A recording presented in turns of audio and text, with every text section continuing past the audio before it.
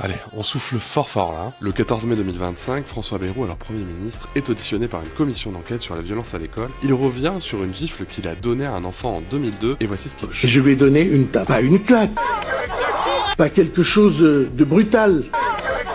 C'était pas du tout une claque violente. C'était une tape, en effet, de père de famille. Pour moi, ça n'est pas de la violence. C'était un geste éducatif, et je le maintiens encore aujourd'hui. Il parle de tape, il minimise. Mais ce dont il parle, c'est de frapper un enfant au visage. C'est de la violence. Mais en fait, François, on s'en fout de ton avis. Que tu trouves que c'est de la violence ou pas, c'est pas le sujet. Tu es Premier ministre de la France. Ton rôle, c'est de faire respecter les droits des personnes que tu gouvernes. En l'occurrence, ceux des enfants par la Convention internationale des droits de l'enfant.